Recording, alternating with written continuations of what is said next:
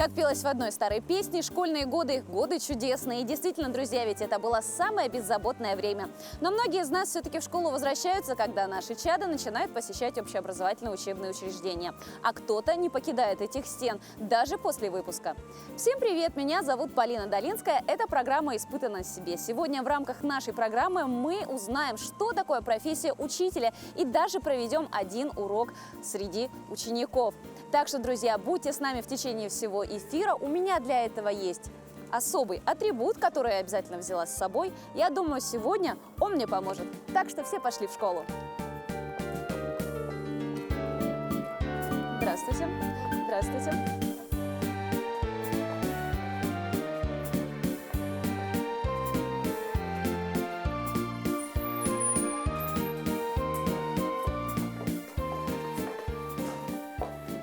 Ну что, друзья, на сегодня это место нашего испытания. Школа номер 17 города Якутска. Сейчас мы найдем кабинет, в котором у нас пройдет урок, а также учитель нам проведет предварительный инструктаж. И мы узнаем, что же это такое учить детей. Испытано на себе. Наталья Ильинична, расскажите, с чего начинается урок каждого учителя? Первое, с чего начинаются наши уроки, это с приветствия детей. Мы приветствуем детей, дети приветствуют нас, учителей. Для чего это нужно? Но для того, чтобы урок прошел у нас в таком дружелюбном, во взаимопонимании, взаимосотрудничестве, чтобы дети настроились на совместную деятельность с учителем. Ну, сейчас классы, они достаточно переполнены. Иногда в одном классе бывает около 40 детей. А учитель один, как ему найти взаимопонимание с каждым? И либо, может быть, есть какие-то секреты, как их утихомирить и угомонить? Ну, это зависит от учителя. У нас уже это профессионально. Мы уже люди опытные. Дети знают, что значит, когда начинается урок, что надо с учителем вместе работать. Ага. Но бывают разные ситуации, конечно. И тут уже по ситуации. А бывает такое, что попадается ребенок, на которого не действует система. То есть Конечно. Обучали по одному учебнику, по одним правилам, а ребенок вот под эти правила не подходит. Конечно, Что такие делать тогда? ситуации бывают, и тут уже от учителя, от его опыта, от его интуиции зависит, я думаю. Ну ладно, друзья, будем полагаться на интуицию и попробуем провести свой первый урок. Ну, у нас в школе Желаю тоже... удачи. Спасибо вам большое. У нас в школе тоже были уроки самоуправления. Если уж я со своим классом справлялась, то, я думаю, сейчас я разберусь на отлично. Так что, ну, я думаю, все увидим. Я пошла вести урок.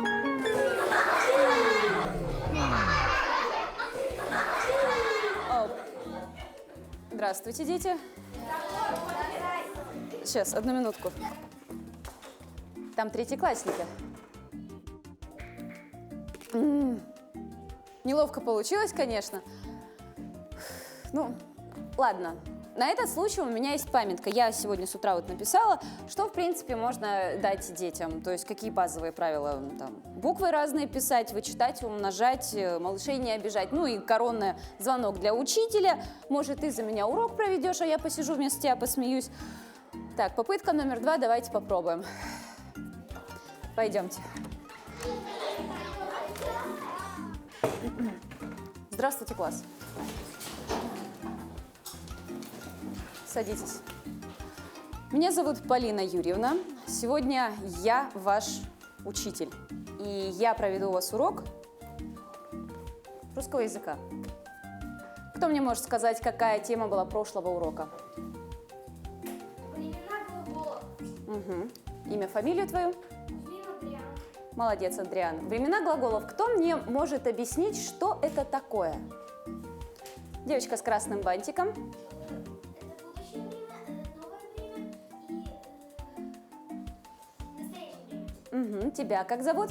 Вечного Алисия. Алисия, умница. А девочка с белыми бантиками сначала представится. Но Алисия немного неправильно сказала, то, что это у нас будущее, прошедшее и настоящее. А как их отличить? Ну, отличить можно по вопросам и время. Очень интересно. По вопросам, конечно же, мы можем отличить. Мы можем с вами догадаться, если, допустим, я прямо сейчас вам скажу, я провожу урок, это какое время? Настоящее. Допустим, если мы возьмем слово «звонить». Звонишь даже. Вот, если мы возьмем «звонишь». Домой приедешь, позвонишь. Это тогда какое уже? Это будущее. Ты сейчас по телефону звонишь. Настоящее. Тогда получается под настоящее, прошедшее, будущее, оно не подходит. Как же оно тогда называется? Неопределенное время. Угу. Есть какие-то слова исключения?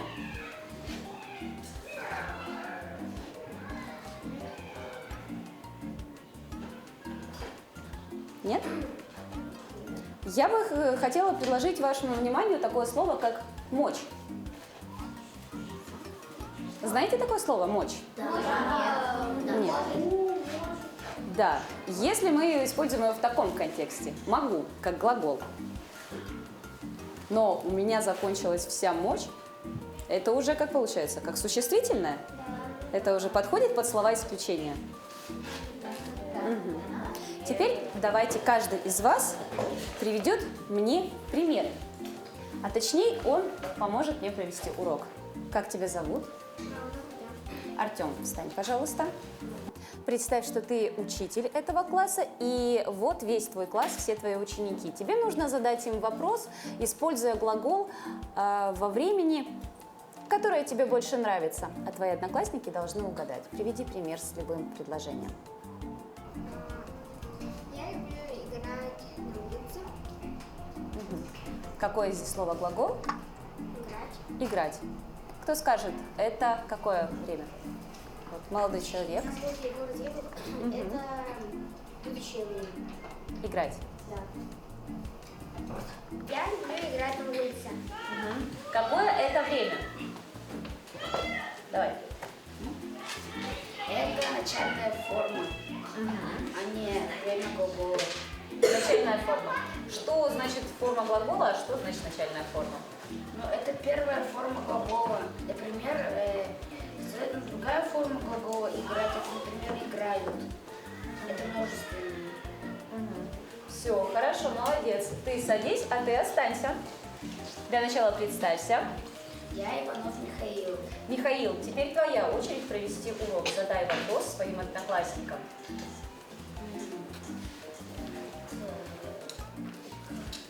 Они плавают в бассейне. Кто знает, глагол тут какой формой используется? Вот давайте первый ряд спросим. Плавают. Что делают? Плавают. Это какое время? Это сейчасшнее время. Сейчас. Настоящее. Настоящее время. Все, правильно. Ты садишься, теперь твоя очередь. Например, началась перемена. Началась. Девчонки у нас будут отвечать? Вот давайте. Ну, началась перемена, это у нас глагол Какой вопрос мы можем поставить к этому глаголу? «что сделала?» Что сделала? Это какое время? Сделала настоящее? Твой одноклассник ответит. Будущее. Сделала. Но ведь перемена уже началась, и она уже идет. Тогда получается какое? Неопределенная форма. Неопределенной формы. Молодцы, садимся. Сейчас мы будем работать по учебнику в тетради. Потом, наверное, купим новые тетради. Так, задание у нас находится на 114 странице, задание 201.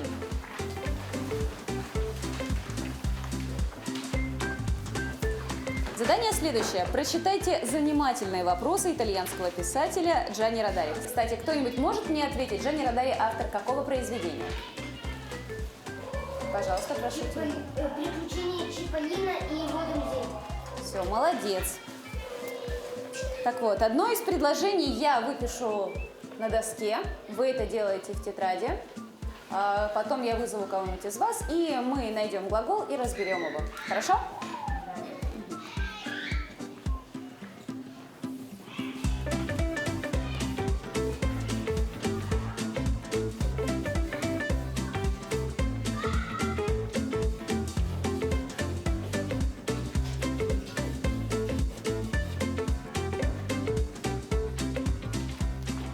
Первое предложение. Скоро ли мы сможем жить на Луне? Кто уже сделал? Давайте, вот ты у нас еще не отвечал. Да, прошу тебя к доске. Да. Давай. Если стесняешься подойти к доске, можешь отвечать с места. Хорошо? Так тебе будет удобней? Ладно, хорошо. Давай тогда ты. Ты у нас не боишься подойти, да? Вот, пожалуйста, тебе мел. Перед тобой предложение. Найди здесь глагол и определи, в каком он времени. Сможем жить. Сможем жить. Это глагол. Время будущее. Время будущее. Как ты это поняла? С помощью чего? С помощью слова сможем.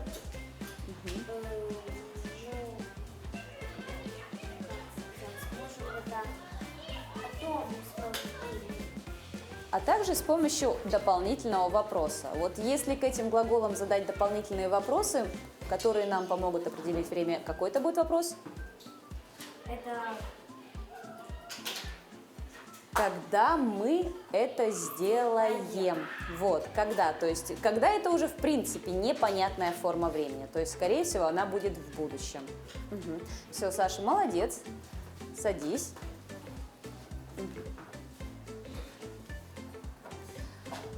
Кто мне может задать такое предложение, которое будет из глаголов, но все они будут в разном времени. При этом оно будет очень связано.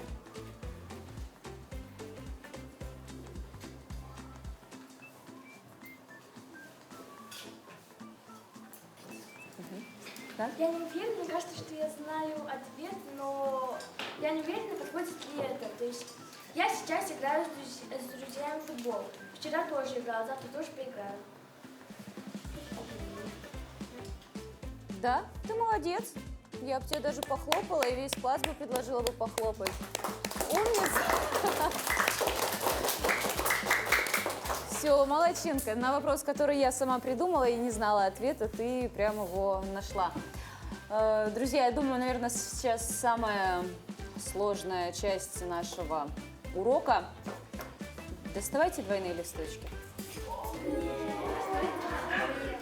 Это листочки, сложенные вдвое. Убирайте тетради, закрывайте учебники, доставайте двойные листочки. у нас нет. Меня есть. У нас нет. Вот, есть.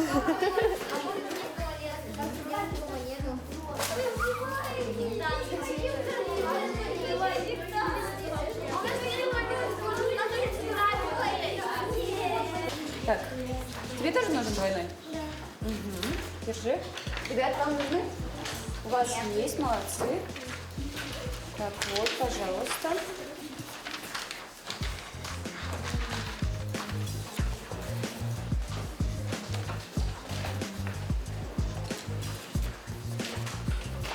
Держите.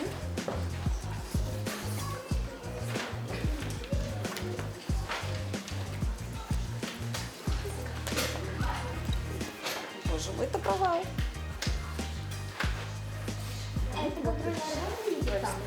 Я сейчас все объясню. Пускай сохранится интрига. Так, девчонки, у вас есть? Молодцы.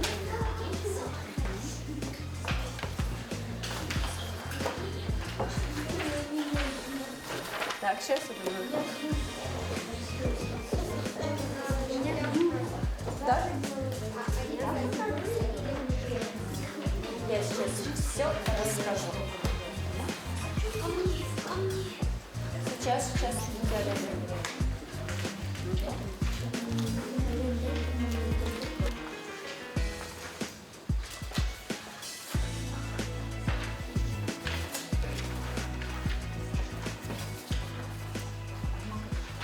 Так, молодой человек, вы хотите у меня купить этот листочек? Нет. Так, к деньгам сейчас место на уроке? Нет?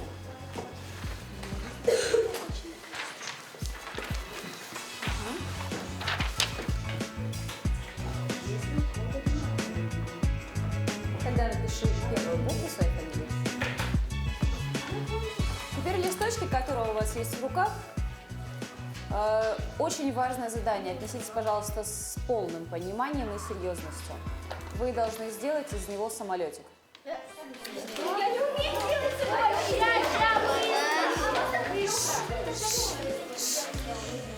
Сделать самолетик.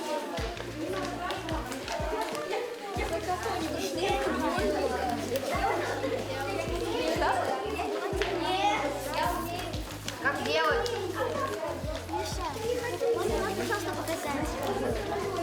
Так, я не думала, что придется объяснять, как делать самолетик. Тебе листочек нужен?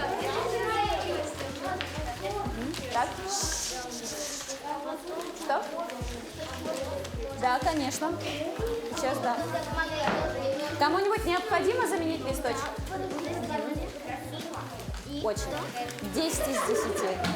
Мне нужно заменить. Вот Так, я смотрю, у нас возникла проблема, нужно объяснять, как делать самолетик, верно? Тишина в классе. Да, конечно.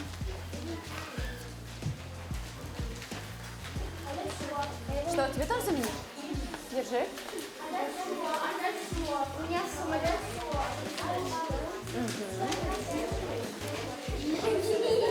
Я как крыса. Я украли самолет. Так, кому тут ребята надо? Тебе, да, заменить? Можно еще не Тишина в классе. Тишина в классе. Для тех, кто не умеет, показываю. Листочек располагается подобным образом. Это уже никак не справится. Складывается сначала один край, потом второй край. Здесь они должны быть абсолютно ровные. Мгм. После этого загибается вперед.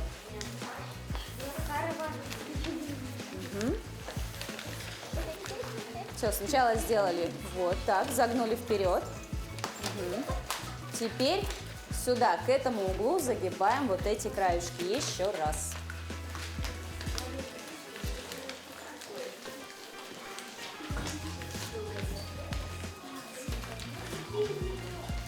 После того, как эти края тоже были загнуты, у вас внизу остался вот такой язычок. Вы его подгибаете вверх, чтобы он держал эти крылышки. Вот так. Так, какие трудности возникли? Так, так, давай. Складывай вперед. Вот. Теперь сюда. Складываешь еще два краешка. У тебя остается язычок, который ты подгибаешь и скрепляешь. Верно? После этого складываем крылышко к крылышку, сторона к стороне напополам. Вот так.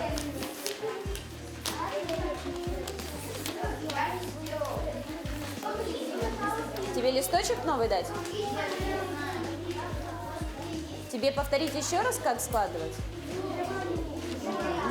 Вот, сзади у тебя предприниматель молодой сидит. Он тебе покажет. И потом по краешку отгибаем по крылышку. Вот так. Получилась вот такая конструкция. У кого получилось?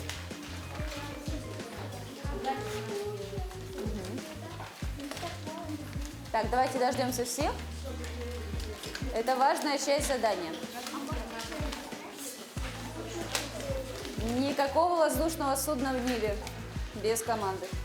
Получилось?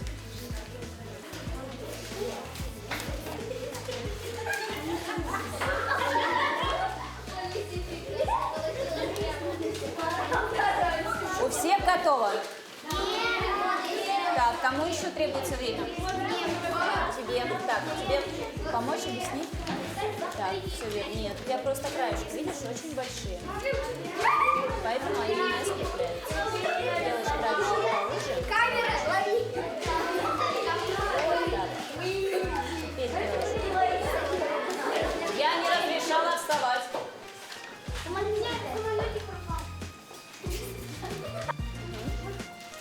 Так, первый этап пройден. Второй этап.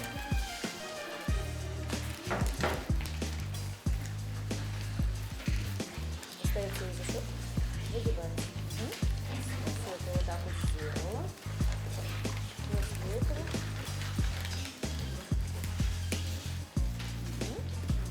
Теперь крылышко. Все, одно тебе сделала, второе крылышко делаешь сам. Еще кому-нибудь нужна помощь?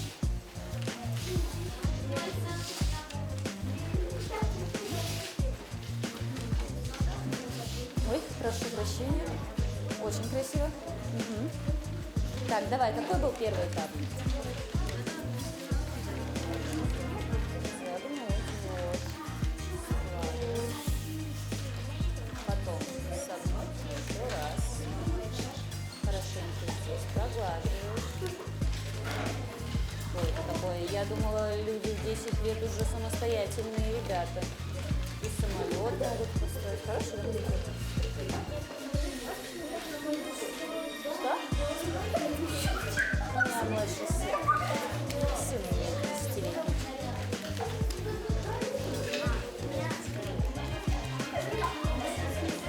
Все правильно. Так, вы остались без летательного судна. У всех готово?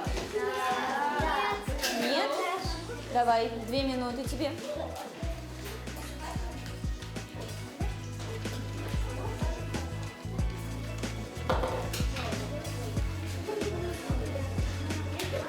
Все? Все готовы?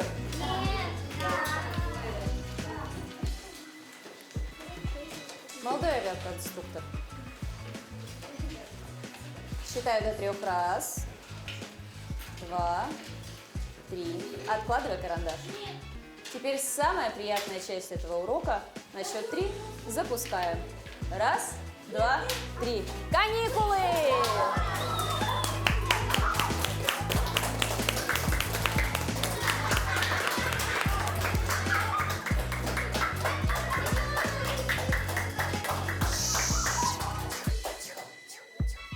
А теперь собрали каждый свой самолетик, положили в мусор и спокойно сели на свои места.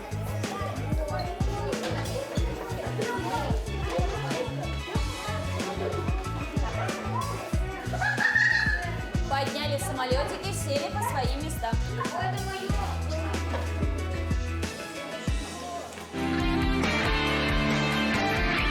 Испытано на себе. Когда-то давно я слышала такое замечательное выражение, то есть сложно управлять 3 людьми, но если их научишься организовывать, тогда тебе получится организовать 100 и более человек. Друзья, сегодня вы видели на моем примере, что оказывается быть педагогом – это довольно-таки трудное дело, даже если ты педагог начальных классов. Несмотря на то, что в принципе знания не требуют каких-то особых погружений, таких как косинусы, синусы или, может быть, какие-то химические элементы, друзья, здесь как минимум нужен индивидуальный подход к каждому ученику. Также обязательно здесь любовь к своей профессии, любовь к детям, ну и, конечно же, терпение и стрессоустойчивость. Дорогие родители, у меня к вам небольшой совет. Сейчас, конечно же, пора каникулы, все ребятишки у нас будут отдыхать. Но самое главное и самое первое, что должны знать дети, когда идут в школу 1 сентября, то, что учителя надо уважать. Меня зовут Полина Долинская, это была программа «Испытано на себе». Увидимся в следующих выпусках.